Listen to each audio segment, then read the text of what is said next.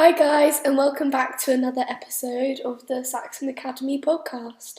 I'm Maddie, Hi, I'm Sam. and today we are going to be talking about sporting mentality. So Sam, why is having a mentality important? So, mentality is very important. This is basically what separates you from being best to being absolute best. Okay, you can be the strongest, the fastest, most agile, physical person in sports you could be, but you haven't got that correct mentality, you won't be the best. Okay, it's all about mental strength, especially in sports, competitive sports, and in the world of CrossFit. Whether it's actually competing or training, you need to have a good sport mentality. Okay, so today's podcast, we're going to discuss a bit in depth about our sport mentality and 5 key areas that I believe that is very important to have a good sporting mentality. Okay. What would you say are the most important mindsets to have? Okay, so the first one I would say is persistent. Okay, so persistency is someone who simply has got the quality of always continuing to move forward. Okay, so maybe I PR my back squat. I got 100 kilo PR back squat, and I say to myself, that's it, I'm done. No, I've achieved what I wanted. Good, that's fair enough. I achieved my goal. But someone who's a bit more persistent will go, I've done 100 kilos. Now let me train to do 105, 110. So you keep building on and keep moving forward. It's same in sports. Okay. For example, rugby. You're playing a game of rugby, and you're training. You win one game. Okay, you win one game, but you want to be persistent and win the next game. Okay. Persistent again, win another game. Continue that persistency. It's not just about one game, but continue it throughout the whole of your season as well. And regardless of the setbacks, you still endure that and you still have that drive to do better. Okay? Positive realism. Now, positive realism is all about being positive. Okay? It's all about being integral and to your aspect of having a right mindset. Okay, but it's also make sure it's important that positivity doesn't take over our temper.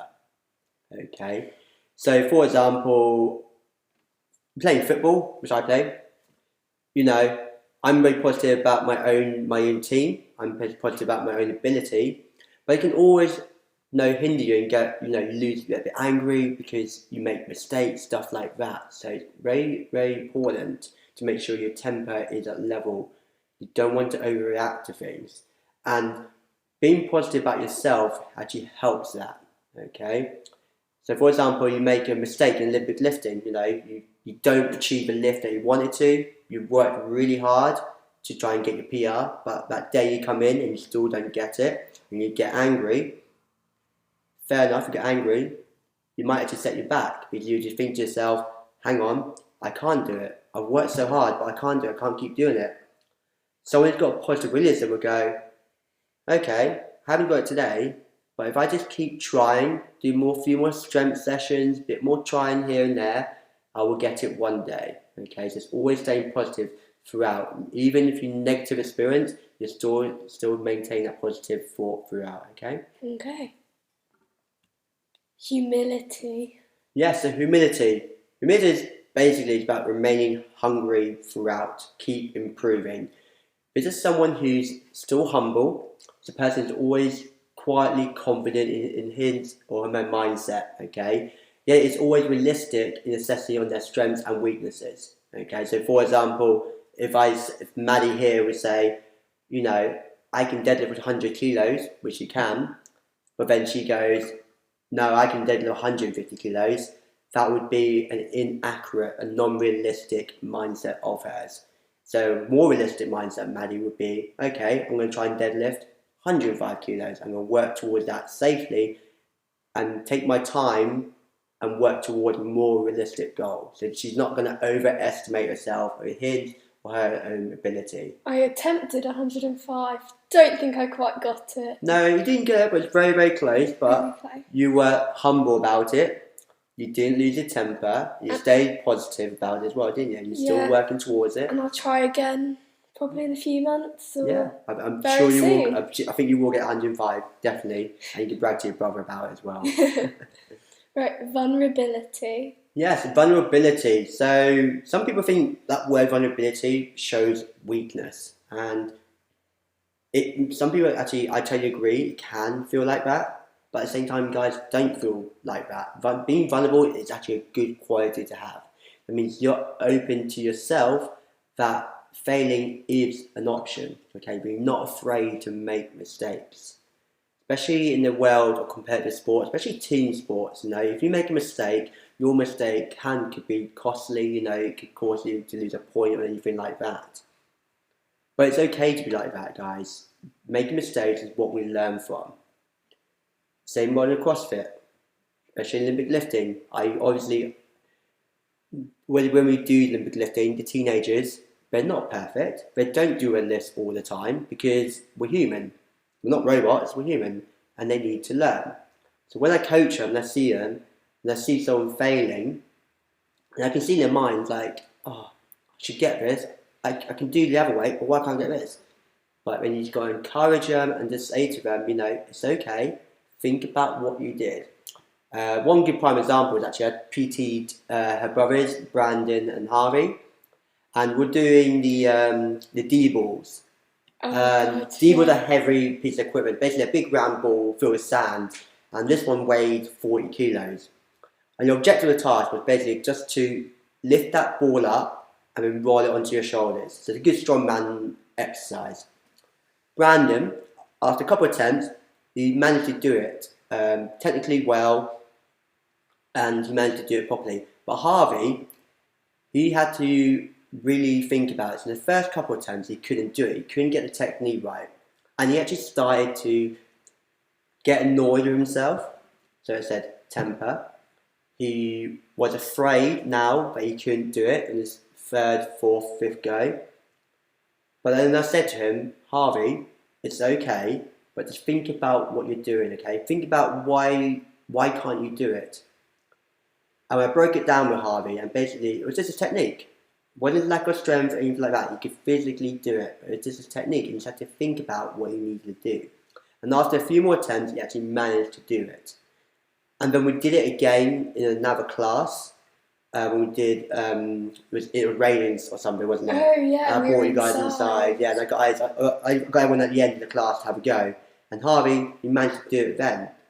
So just build work and time, allowing yourself to make mistakes, allowing yourself to just fail, but learning from it is what makes us better. Okay, so it's okay to be vulnerable, guys. All right. Never really thought about vulnerability in that way. So no regret. Yeah, it's simple, guys. No regrets. In every single action you do, no regrets. Okay? When you're playing football, rugby, any other competitive game or sport, anything that happens on that pitch or game competition, just feel that you've been proud of yourself, You've worked hard, you've done your absolute best. Okay? Regardless of the result. Okay? Remember, it's all about up in here, guys, okay? Your mentality. Some days you might win, some days you might lose, some days you might draw. Same with CrossFit. Some days you might actually be stronger than you are, some days you might have a really hard session. But as long as you've known you put the hardest effort you can put forward, then that's great, guys. That's all I want you to feel, right? Especially for you as well, Manny, I think, you feel that sometimes some sessions don't like it, with running and stuff like that. But I think at the same time, at the end of the sessions, you've done something that you feel that you can't do. Yeah, I benefit from those sessions. Yeah, and like I said, we always train stuff that you're not good at. That's how you make yourself better, okay? Not all the stuff that you like doing, but the stuff that we can't do, but we need to work on. That's where you improve most. Okay. So is winning important? No. Winning is not important, especially at our age. Well, your age. I'm surprisingly older than you think. So as an adolescent person or teenager, winning is not important. I've never felt like that. My parents never taught me about winning. Unless you're a competitive professional sportsman, you need to win because that's how they make their life, that's how they make, that's how they make a living. Fair enough. But when you're an adolescent or teenager, taking part in sport is much more important. Now you always say, hear parents, it's the taking part that counts. It sounds cheesy, but it's absolutely correct what your parents are saying, okay? Because it's building life skills in sport. Because if you're someone who goes to play a team sport without you knowing, you join a team, you start socialising, you start being able to meet new people and start being friendly people. You're improving your communication and your understanding about other people as well. Okay, so team sports is very beneficial. Regardless if you're a winning team, it doesn't matter. As long as the team, I think it's more important, as long as the team accept of you, who you are and appreciate your abilities when you've done nothing wrong. Okay, you don't have to prove anything by winning. Winning doesn't mean nothing. At the end of the day, it's just a plastic trophy if you get one. But your team showing your appreciation for you, who you are, that is more important. You want to feel accepted. There's nothing worse than you joining a team and them going, oh, I don't like you. Hopefully they don't say that because you're a good person. And that's what's more important, you taking part and being a part of a team. There's nothing more better than that. Okay. How do you approach a competition or a game? Right, so when I was younger, I played a lot of football, especially in high school. My PE teacher, Mr. Land, he said our mindset should always be on the right level. And he put it basically this way, you gotta be white hot, not red hot. At first, we all kind of laughed, went, why is he saying white hot, red hot? I don't get it. But he told us, if you're red hot, that means you are firing on all cylinders, but you're doing too much, you're using up too energy. If you're firing all cylinders, you're basically like a bomb about to explode. That means your temper, you get angry, you're going to do something that you would unnaturally do. And that's what you can't do, especially in a team event. So for example, I'm about to go on the football pitch, I'm red hot, I'm ready to go, run for a brick wall, I'm getting angry, yes, I'm about to do something, yeah, like that. But he said always, if you're in that mindset, you're not going to get anywhere at all. He put it white hot. Now white hot, he always mentioned white hot as if, when you have a barbecue, you see the charcoal, it's like white, but underneath it, it's hot, it's stable, it's simmering, it's consistent, it's got intensity, but like I said, it's consistent throughout, and it's always going to remain hot for the duration. And that's what he said.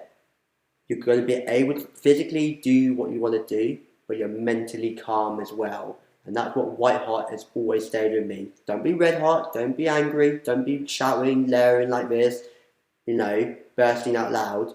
White hot is someone who's calm, but is able to maintain a good level of strong mental toughness. And that's what white hot is. That's why in team sport, that's how I approach it, white hot. And that's the same with CrossFit. Just for a workout. I give you guys a workout, so I see a lot of people, they go out too hard. They go out too fast, they really go.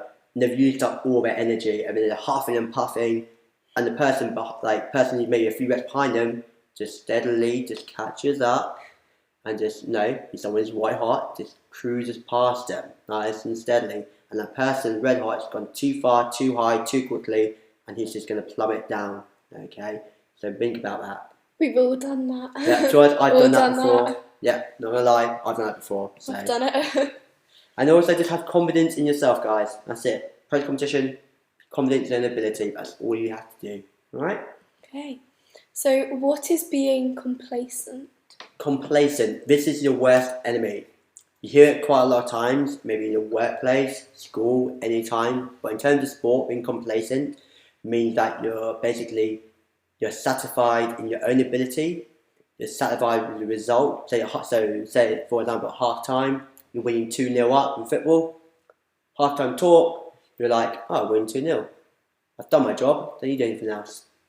When we become complacent, you drop your performance. You mentally drop your performance. You physically will drop it.